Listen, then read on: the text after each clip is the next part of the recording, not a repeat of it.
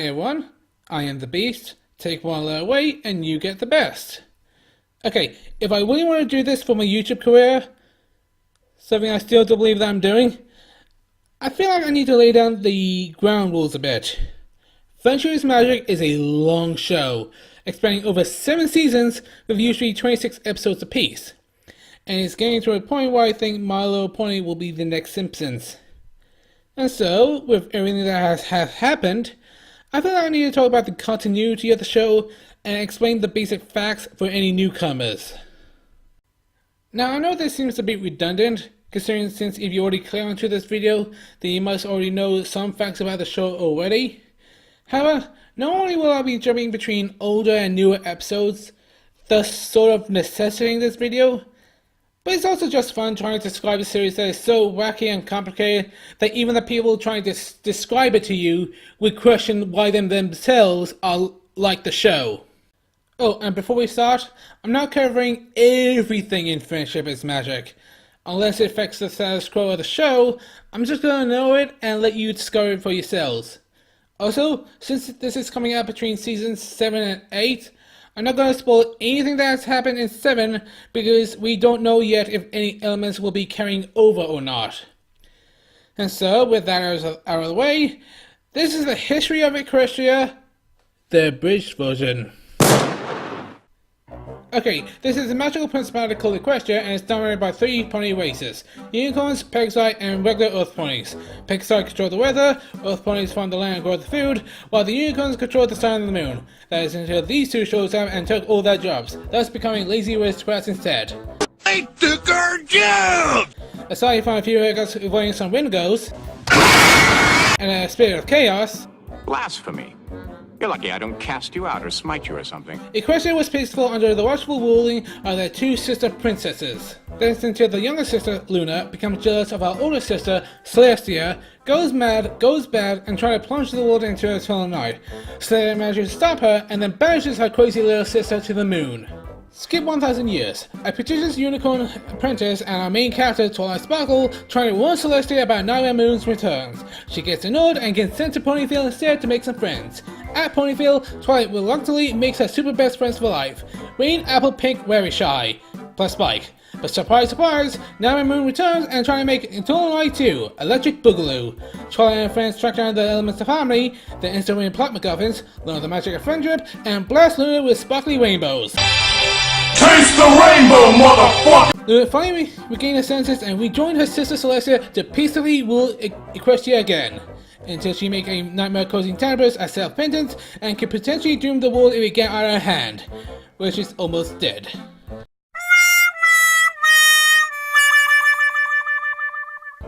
But back to world building. All the ponies got these magical tattoos on the side of their arms called cue marks that symbolize the talents for that particular pony. They got them when they finally learn their talents and will find out what their true purpose in life is. This leads us to our second cast of characters, the Cue Marks Exteriors, a group of 3 rambunctious little girls who are related to the first cast, who try to forcefully get the Cue Marks instead of waiting for them patiently. These leads them to do pointless activities that they aren't good at. It takes them ages to learn this one important lesson that they didn't really need at the end. They finally get the Cue Marks at season 5 by helping their immortal enemy and the bully who tortured them for ages. But rewind back to season 2. Twilight's brother Shining Armor, who was never mentioned up to that point, was getting married to the 3rd princess and Twilight's old babysitter, Princess Cadence. Sunshine, sunshine, lady likes awake. Clap your hooves and do a little shake. However, Cadence turns out to be an ass and Twilight hates her, but then it turns out that Cadence was actually an imposter and was attempting a secret invasion to take over Equestria. The real Princess Cadence was eventually saved, there was fighting, and the feelings got foiled at the end by the power of love. Correct! I've been foiled by the power of love! Cadence and Shining Armor finally gets married and as their honeymoon, helped liberate a crystal empire that went missing for 1,000 years from an evil tyrannical unicorn. Fast forward to season 3 and one partial reformation of a chaos spirit later. If you can't take a little bloody nose, maybe you ought to go back home and crawl under your bed. Celestia pulls a secret test on Twilight by screwing over the lives of all her friends and potentially ruining their lives forever. After relearning the wonders of friendship, Twilight helped restore her friends' former lives and pass the final test. where she get rewarded with Pegasi wings, get crowned a princess, and get forced into a position where she has no say in the matter. In season 4, Twilight gets used to her new position, and her friends learn on how to treat her any differently than what they have been doing before. After killing some killer weeds, by training away their renal plot MacGuffins, our main cast got a magical mystery box where they had to spend the whole season to track down the keys for, which they done so unintentionally. After dealing with a magical sunken centaur and reforming the Chaos Spirit, I don't even know where to begin. You could start by spending time with him. they open up the box and out sprouts a castle in the middle of Ponyville that completely ruins the aesthetic of the town. And since it mostly matches her color, Twilight sees this as her new castle. After settling in, Twilight and her friends soon discover a map that tells them to go to certain parts of the Equestria to get involved in disputes that has little to no involvement with them. The first task of the map sent them on was to liberate a small, unknown, and no-name town in the middle of nowhere, run by a social reforming cult, and being ruled by a unicorn called Starlight Glimmer. They successfully liberate the town, but Starlight escaped and was left on the run throughout Equestria since nobody felt like catching her. This leads to the finale of Season 5, where Starlight violates the space-time continuum to break Twilight's mind and spirit.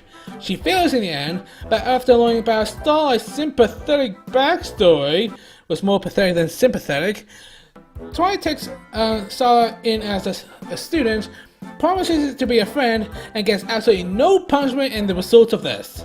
And then nothing much happens in Season 6, aside from Cadence and Shining Armor having a baby and trying to integrate Starlight Glimmer into the show, and failing miserably to fix the complaints that her detractors have with her character. And then, in the season finale, the Changelings, the group that stealthily infiltrated Equestria back in Season 2, try to pull off Secret Invasion 2, and hopefully Captain America won't become a Changeling this time. However, they were stopped by an ex-criminal, a snooty stage magician, an equally snooty chaos spirit, Is that all this meant to you? Just another spatial anomaly, just another day at the office. and a changeling de facto who reforms the changelings and turns a once feared species into a race of rainbow-colored bugs that are now funny to look at. And nope, that's about it. Finn.